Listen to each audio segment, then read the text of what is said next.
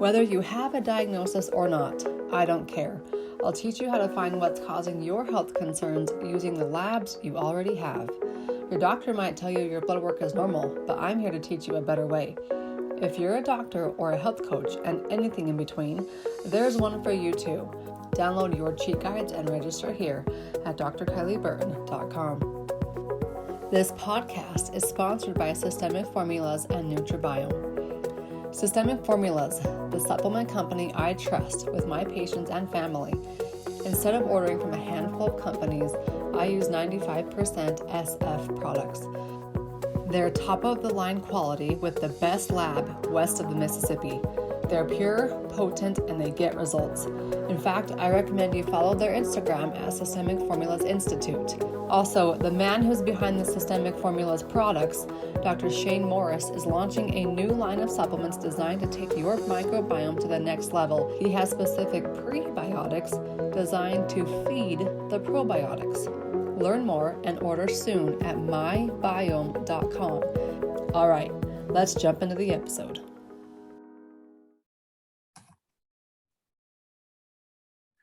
Welcome to the Beyond the Diagnosis podcast. We are in season 4, over 100 episodes in. Today's guest is Nellie. Nellie is a mom, just like most of us in general, who has figured out ways to help kids have a strong foundation despite the chaotic world around them. So if you're a mom, whether you have 22-year-olds or like me, a 4-year-old, this is for you. Thanks for joining us, Nellie. Oh, thank you so much for having me on here. It's a pleasure. Nellie comes from North Carolina, over there on the east coast of the US. I am here in Utah, so of course, Zoom works miracles as we all use Zoom now, even though most of us were using it before Zoom was cool and required to daily life. So Nellie, give us a little bit of your background and how you came up with this concept of 65-70. Okay. So I come from a biology, psychology background. I actually started off working with sea mammals. I was a marine mammologist. And so that's what I was doing. And now you're, and yes, there's the transition in life.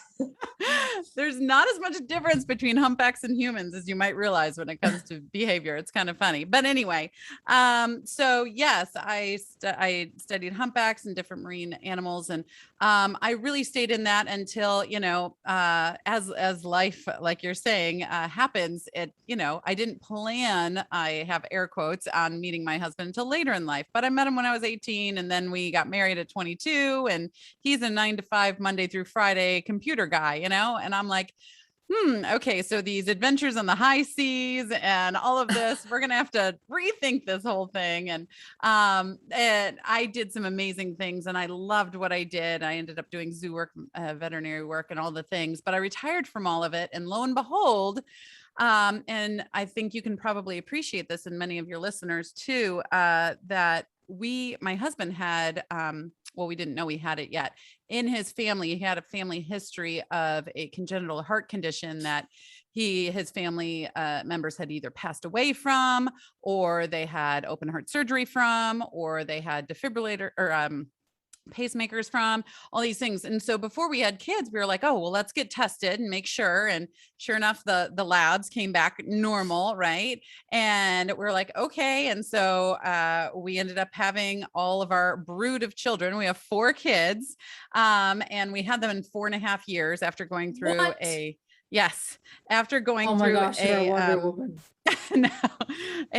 bout of infertility. You wouldn't have guessed, we went through not thinking we'd be able to have any, and then we had 4 and 4.5 years, and we were like, what? But then my husband just comes downstairs one night. We had just moved to a new neighborhood. We didn't know the neighbors. We had our middle 2 are twins, and we'd just put everyone down, and he comes down. He's like, so I think I'm going to go to the hospital. And I was like, excuse me, what? He's like, I think I'm going to go to the emergency room. And he's so calm. And I'm like, what are you talking about? Like, we are not these, this person that just goes to the emergency room. I don't think I've ever been there at that point. But anyway, turns out his heart was completely out of whack, and he went into ICU, and it just started this whole trajectory of things. And he did have that condition that they said he didn't have. And it was triggered, we found out later, by some over-the-counter ginkgo that he had. Just somebody at work's like, hey, this is great for memory, whatever. And it had some stimulants in it, just like over the counter, Walgreens, whatever. And it triggered his heart condition. And it just was that one thing that was enough to send it over the edge to activate what happened. And can we pause on that just for a minute? Yes, please. Because so many people are just taking supplements. Yes. And not understanding the full complexity of what they're taking. And I'm going to do a podcast episode on this, and it's going to be called Beware of Your Liver. Because your liver has to process all of these things, even though they're natural, it's still something that has to go through your GI tract and get into your bloodstream and utilize and work and do its thing and then get out. Yeah. And our livers are overburdened. So next time you're going to just grab a supplement off of the shelf, you might want to think twice. Absolutely. This was just something like, he's like, oh, I picked this up on the way home, from, I don't know, it was Walgreens, CVS, pick your drugstore. And it was just over the counter. And sure enough, like most of those things, the label didn't accurately describe what was in it. And we went back and forth and found out that there was some stimulants in it. Some, I don't know if it was caffeine or something in there, but high doses, and it triggered his heart. And so we went through, let's see, that was in 2008. Finally, in 2010, he ended up having heart surgery. So all that time, I'm sitting in a waiting room then, because our fourth kid was actually born within that time. And I'm sitting in the waiting room, and my husband's in surgery. We don't know if he's going to make it. It's an experimental surgery at that point. And I had 4 kids, 4 and under. And I'm like, what? Like, is this it? Like, is this what it's going to be? And my dad passed away when I was really young. I lost my dad at 1.5. And so I didn't want that for my kids. And it was a very eye-opening, life-opening moment. And because I had lost my dad so early, I've always kind of, like growing up, I had this carpe diem, type mentality. But then 4 kids in 4 years, I go into survival type mentality, yes. Right? Yes. I feel like I'm there, and I only have 2 kids. Okay. Yes. And, so yeah, I'm like, did everyone survive? Did I feed everyone? Did I skip someone? Like, is there a rash anywhere? Like, you just go through all the checklists, when was the last time there was a bath on all of these, and, especially twins. Oh my gosh. Yes. Oh, thank goodness they're blonde and brunette. So I was able to I was able to distinguish them. Know which one was which. From day one. Yes. And, but it really awoke something within us. My husband is still here. He is good. We started really going on a path of healing after that in every way possible. But it really awoke us to, wait a second. Awoke him to, we have very limited time here. So what do we actually want to do with this time? Right? Like, yes, our life has limited time, but as a family, we have limited time. And you asked about the 65-70, that's 6,570 days, or how many days are in 18 years? Okay. That is our road. That is our path. That is the runway to adulthood. And that is our training zone as parents. And so I call parents family architects, because we are literally planning, designing, and overseeing the building of the beginning of someone else's life, right? And what they use and what they get from this beginning is put on autopilot for the rest of their life. And if they want to change that, it takes a lot of hard work. And so I wanted to be very intentional within this 65-70 time frame to make sure that what we are putting into the cement, into their foundation of life, they would be able to lean on, launch from, and stand on later on, and not have to work through in order to get what they want, right? It would aid them in getting what they want, desire, and can fulfill later on in their unique selves. Everyone is so unique. Every family is so unique. And so that's really where we started having these ideas of, okay, we have, what do we want them to take out of childhood? What do we want to take out of childhood, right? Out of their childhood, out of our parenthood experience, because this is 18 years of our life too. And that's nothing to just sneer at, right? We aren't just servants and slaves to the child during this time. We are gaining life experience and time within this parenthood journey as well. And so really working together as a family, really understanding our role as parents, as guides, as trainers to in their 65, 70, like I said, runway to adulthood. And it's not like I was making them wear, business suits at 2 years old or anything like that. That's not what I'm talking about at all. But what I am saying is that I would talk to them, right? We really, really have always worked on communication. My kids now are between 12 and 16. So 12, 14, 14, 16. And it's a lot. And I am so grateful that we did take all of that time with intentionality when they were younger in order to make sure that we had really good communication pathways. And we still work on it now because I don't know. You have 2 kids. How old are your kids? 4 and 18 months old. Okay. So I don't know if you get this, but I know when I did, especially having 4.5 years, they were like, you just wait until they're teenagers. You're going to die. It's going to be horrible. I'm sitting there with all these babies. And I'm like, really? Really? That's what you're going to say to me right now? Like, why is that? Why are you choosing that to be like a positive, funny thing? Like, it's not funny to tell me, oh, your life is going to be miserable later on. Like, that's not cool. And I just refused to take on that mentality and that mindset. I said, no, I'm building things right now. I will continue to build things later so that those years are going to be amazing for those years. I'm going to love when they're 4 and I'm going to love when they're 14. And it's not to say by any means that every day is rainbows and unicorns, because it's not. In fact, there's points of every day that is not rainbows and unicorns. But we've developed the skills and the tactics and the mindsets and the communication in order to get through those instead of having them block us in growing our relationship and family. But that is what the 65, 70 is and where that all came from. I love that. There was one thing that I saw on Instagram a while back or social media of something that said, we only get 18 summers with our kids. Yes. Use them wisely. Yes. And it hit home. It was 18. That's not that many. Yeah. So for me, in every aspect, every business decision I ever make, it's family first. Mm-hmm. I've got to be able to be flexible with my time. And if I can work more January through March or January through May, I'm going to. And then I'm going to take the summers off with my kids and have more of some downtime because I only get 18 of them. So I love that whole concept of 65, 70. You only have 6,570 days until they are 18. Yes. And I encourage everybody to quantify it like that. It's pretty eye-opening. Like right to the heart.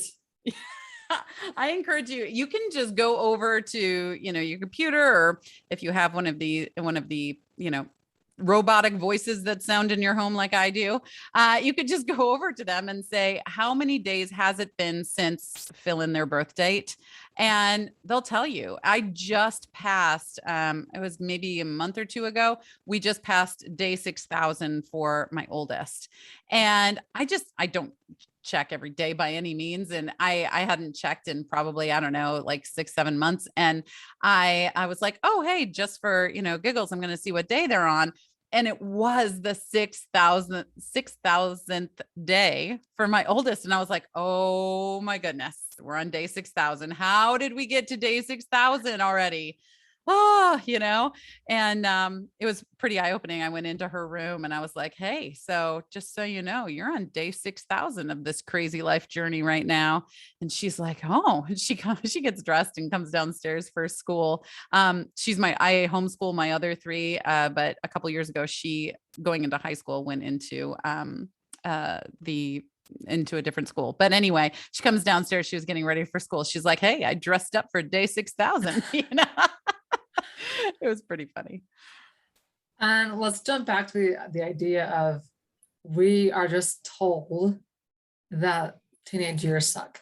And you and I are the same. I refuse to believe that as well. And there was a commercial a while back I remember seeing. I don't even remember who was sponsoring the commercial, but it was about a little girl wanted to go out and roller skate with her mom in the driveway and on the sidewalk and stuff. And her mom kept giving her all these excuses on why she couldn't go out there right now. Just give her 5 minutes, give her 10 minutes, whatever it is. The mom and the little girl finally puts her hands on her hips and says, Mom, when I'm 14 years old and my hormones are crazy and my emotions are all over the place, it is very important that you and I have a relationship. And it goes off, and it's like, it's true. Yes. You can do set the foundation now so that teenage years, yeah, there are hormones and things that are in place, but they don't have to be rough. They can be learning experiences, just like having 4 kids under 4 are. Absolutely. Yeah. And I have 4 daughters. So the hormones are, oh, geez. They are real. I will say that they are real. And all of a sudden, sometimes my husband and I just like look at each other from across the room and we're like, are we really having this discussion? Like, is this really the point of our the drama this evening? Is it how many, if they had a piece of chocolate or not? I don't know. It was just so random. And it's just like, you see those things on social media sometimes where it's like, my toddler cried today because of, and it lists these completely inane and funny reasons, and everyone can relate to them. Like, oh, I remember when my, toddler cried because they couldn't have a stick of butter or something like that. And, but I feel like there could be one for the teen years too. And the words, because of that, the word teenager is not allowed in our home. Not like, it's not like you can't use that word or anything, but we call them young adults because especially in these teenage years, they're literally preparing to go into adulthood. And so if the stigma that's around, oh, they're such a teenager, oh, well, that's what teenagers do and all of this. And it's this excuse enabling factory that culture and society has been able to give them. And they're like, oh, well, of course I made a bad decision. I'm a teenager. It's like, no, that is not okay. And so, yeah, we say young adults here. And I have my oldest is 16, going to be 17 in April. And we do one-on-one time with all of our kids every week. And it's something I definitely recommend to everybody, my clients and everything. And to make sure we have that connection, right? That connection point. And so every Tuesday and Thursday at 9:00, my husband goes to one room, I go to another. And then on Thursday, we do the other 2 and things. But I was having one-on-one time last night. And we were like, oh, 16. And then a friend of hers, a lot of her friends are turning 17. She's like, 17 though. 17 just sounds, whoa, like I can't handle 17. That's too adulty. And I was like, yeah, I left home.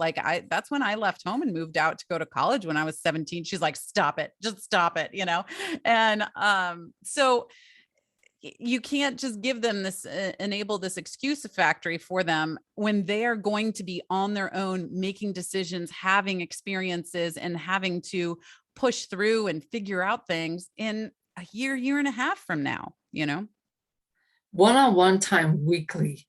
Yes. That is dedication. and to set time aside for like, when the kids know, hey, it's my time to go chat with mom tonight. Yep. It's my time to go chat with dad tonight.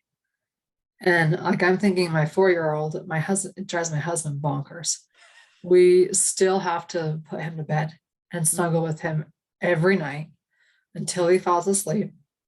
And then halfway through the night, he's in our room, in our bed, and it drives, like I said, it drives Andrew crazy. I am more of the mindset like, eventually this is going to stop. I'm going to miss it. But right now, it's my time to spend with him one-on-one. Especially since we had the 18-month-old, of course, 18 months ago, and now he's had to share time with mom and dad. For him to still get that special time where we read books and we go through and ask and talk to him, and I call it story time. Yeah. Whether we're reading stories or he's telling us stories, it's just his time to talk and to get our undivided attention with no electronics. Right. Is a big key. So I love that as one guideline. As far as setting up our family for success within that 65-70 time period, what would be one more golden nugget that they could take away? Absolutely. So with setting up for success, I can work with families that their kids are in elementary. A lot of times I work with families that their kids are in middle or high school, because that seems to be when a lot of times parents can look at a behavior or look at this pattern that's happening in their kids and be like, that was super cute when they were 4 or when they were in 2nd grade. It's not probably that great when they're in 7th grade, and they need to start moving forward in this, or our communication skills and things like that. So I work with families all over the spectrum, but it's communication. Communication has to be key, because it's literally the root of everything, right? In order to discipline, you have to have, and I'm not talking about consequence discipline. That's another conversation, right? What are proper consequences? And they could be different for every kid. I mean, I have 4 kids, and the way we discipline one is different than the way we discipline another, because they're different people. They react differently. But I'm talking about growth discipline, teaching them how to go through that discipline bridge. Jim Rohn has a great definition of discipline being discipline is the bridge between goal and accomplishment. And that's really where growth discipline comes in, right? You see something, you see a challenge, you see an obstacle, you make a plan, you commit to the plan, and you get over it and you celebrate the outcome. And sometimes that outcome is a failure, but that's still a celebration because it's one step closer to a better outcome, right? And so understanding failure is a good thing. But in order to do that, you need communication. In order to cast vision for them, in order for your child to see beyond just today, to see what's happening today and how it will affect the future, good or bad, whatever's happening, you need communication. Vulnerability is huge. Vulnerability of being able to open yourself up to your kids. If they are 17 right now and you don't have all of these things in place, and maybe there's some friction in your home or some walls or some distance, and you're like, you know what? I only have another year with you here at home, about give or take. And I really want to make the most of that. And mostly I want to set you up for success in your future. So what can we do here? Like, how can I help you? What can happen? And then, we have different options for that. So, but again, that takes communication skills. And then resilience, teaching them how to rise up when they fall, because we're all going to fall. Like, the harder you try, the more you're going to fall, the more often you're going to fall, the harder you'll fall. And in order to help and coach them rise up from that and have that resilience toward falling, have the resilience toward the millions of intakes that are coming in to them every single day through school, through social, in-person social, virtual social, all the things, right? They need some resilience in there for them to know who they are, so they can go out there and, be uniquely them, and not just taking all the you should be this or that from everyone else. So communication is definitely key. You said 3 things: communication, vulnerability, and resilience. So those would be 3 characteristics, we could call them, to start incorporating into our own personal lives, and that will impact our kids.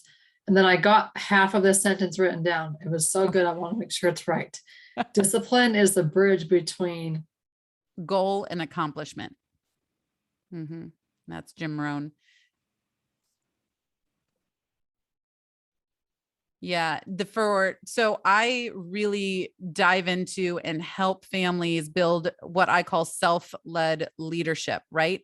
Because whether your child is going to lead a company, a nonprofit, a faith community,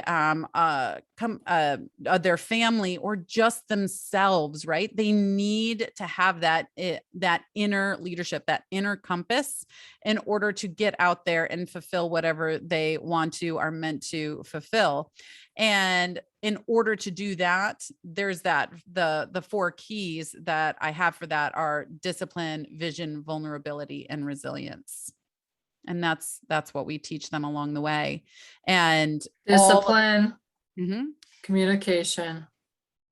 Well, it's discipline, vision, vulnerability, and resilience. Okay. Communication is needed for all of them. Yes. Yeah. I keep forgetting number 2. That's okay. Vision, vulnerability, and resilience. Yeah.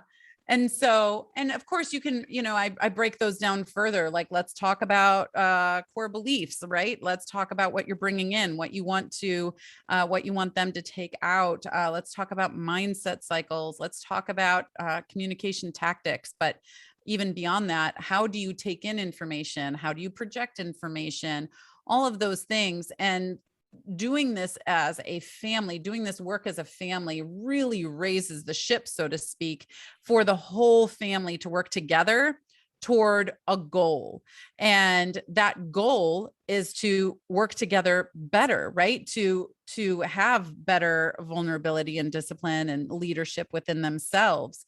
And when a family can come together and work together, that right there sets the child up so much more with a strong foundation for their future, because they know they can work with people, right? Even through struggle, right? We've all seen sibling on sibling struggle that can happen there, but they know that they can work with people. They know that they can achieve an outcome.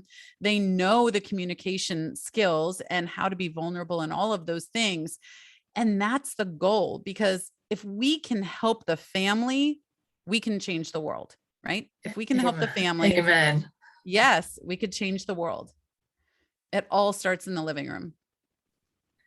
My husband gets so upset, and who doesn't, with what's going on. And I always remind him, like, focus on what's inside our house. Yeah. Our home is the most important place. It has to be a safety net from the outside world. Mm-hmm.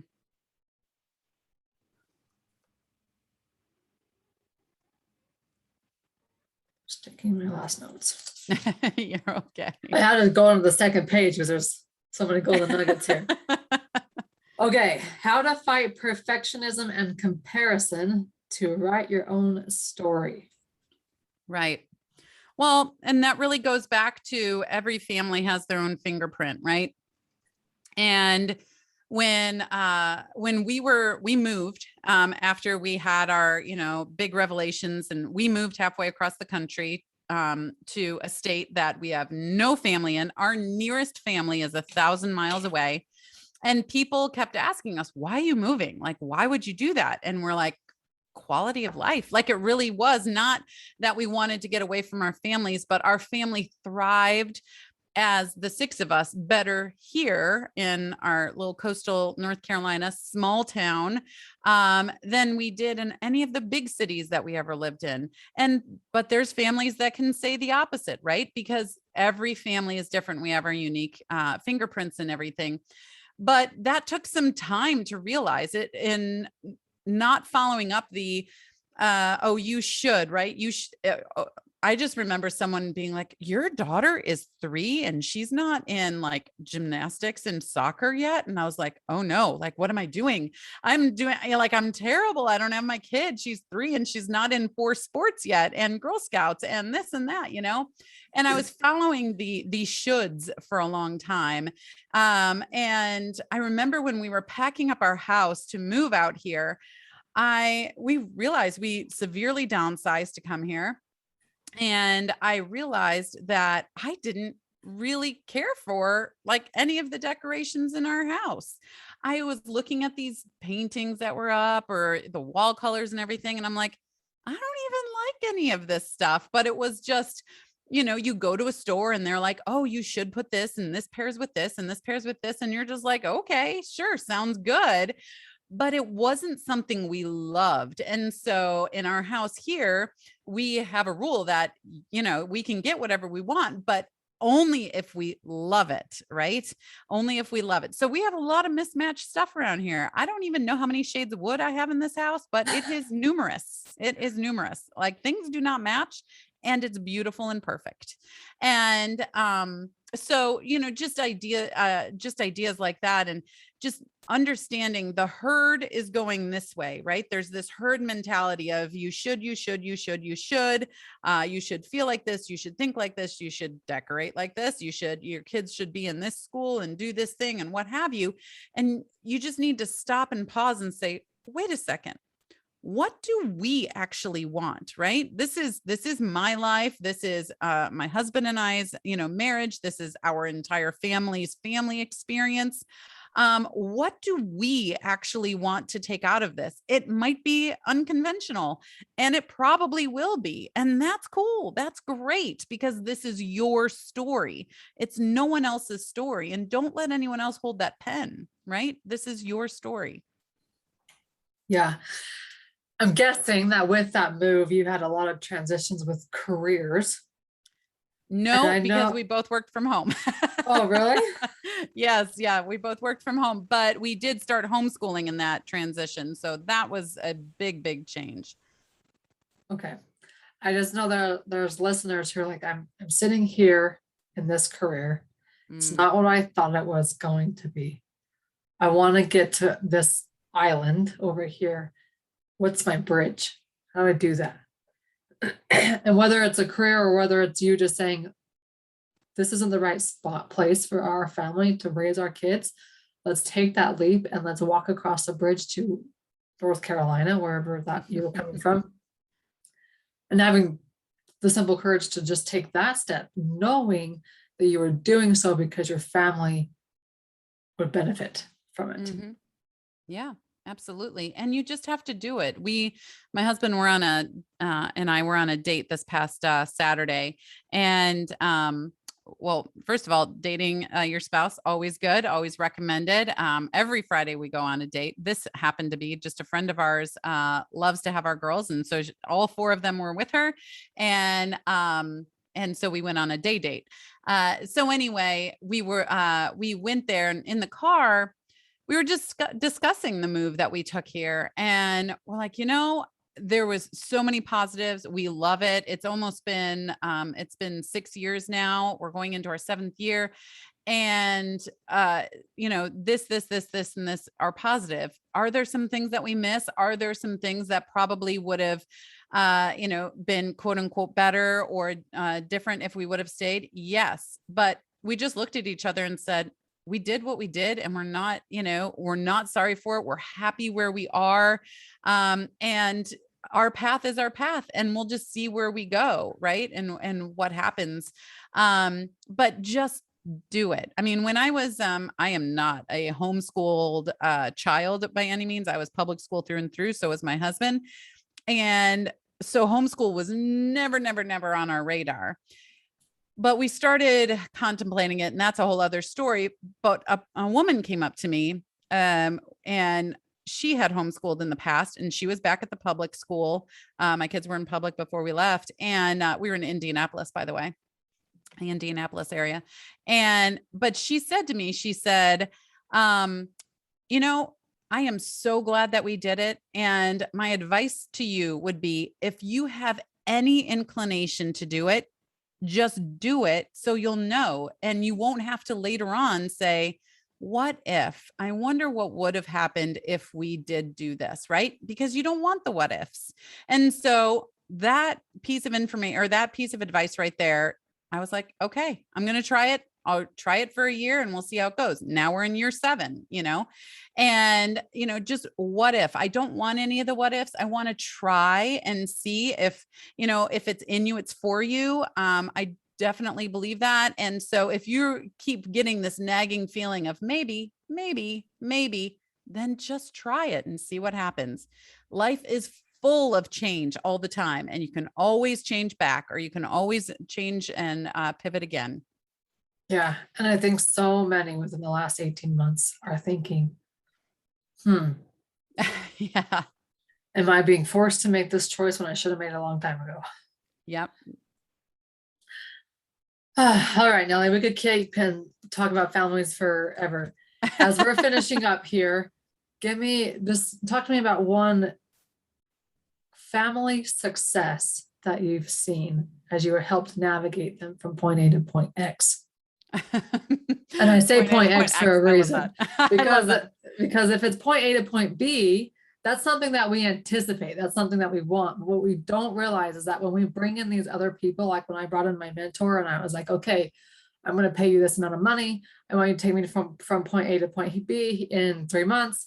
I really got from point X because I didn't even know that existed. But he brought it into my life and to where I was doing virtual medicine before it was cool to do virtual medicine, just because that's realistic for my family. Yeah. I didn't know that existed before that. So point X for a reason. I love it. So let's see, I would probably bring up, I had a client that was having some issues with aggression with one of their sons, and especially when it came to sports. And it was aggression during the sport, it was aggression after the sport, and then taking it out on siblings. And they really didn't know how to have these conversations, right? And how to bring up these things and how to preempt the situation in order to stay calm and really dissect what was going on. And so we went through my coaching program, and I just loved getting these messages. And they would just be like, hey, I just wanted to let you know, we just had like this double header game. And normally, he would have been completely drawn out and we would have had a lot of issues during the second game and on the way home. But he was like, you know what? I ate this, I drank this, and I talked to the person that was bothering me, and I was able to bring it up and stay calm. And I was able to focus on my game, which meant I did better, which meant I felt better, which meant I didn't melt down. And I mean, we're talking this kiddo was in late elementary, and I loved the messages from his parents. But what was really great was the messages from himself. And when he got to get on the coaching chats that we were doing, he was so attentive, and he would really take it in and be like, okay. All right, Miss Nellie, and it was just so beautiful to see. But to know that as a 5th grader, he was getting and downloading all of this mindset work, all of this communication tactics, right? All of these, his parents were downloading all of these impacts. I call them the inevitable impacts that are happening to your kids, whether you want to or not, intentional or not, right?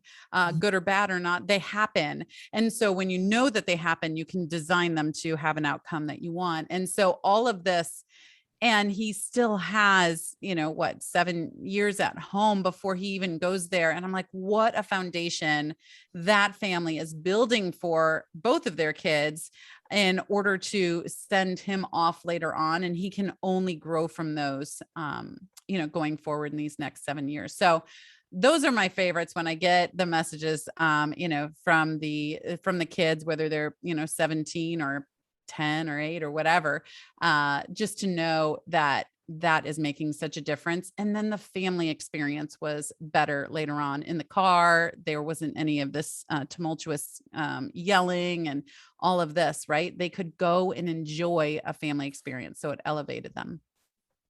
Love it. Well, thanks for joining us. Make sure you go follow Nellie on her Instagram at Nellie, Nellie Harden, like James Harden. Facebook, follow, get inside the group at the 6570 Project and check out our website, nellieharden.com. Yep, absolutely. Thanks, Nellie. Oh, thank you so much for having me. This was a great conversation. Whether you have a diagnosis or not, I don't care. I'll teach you how to find what's causing your health concerns using the labs you already have. Your doctor might tell you your blood work is normal, but I'm here to teach you a better way. If you're a doctor or a health coach and anything in between, there's one for you too. Download your cheat guides and register here at drkylieburton.com. This podcast is sponsored by Systemic Formulas and Nutribiome. Systemic Formulas, the supplement company I trust with my patients and family. Instead of ordering from a handful of companies, I use 95% SF products. They're top-of-the-line quality with the best lab west of the Mississippi. They're pure, potent, and they get results. In fact, I recommend you follow their Instagram at Systemic Formulas Institute. Also, the man who's behind the Systemic Formulas products, Dr. Shane Morris, is launching a new line of supplements designed to take your microbiome to the next level. He has specific prebiotics designed to feed the probiotics. Learn more and order soon at mybiome.com, mybyome.com.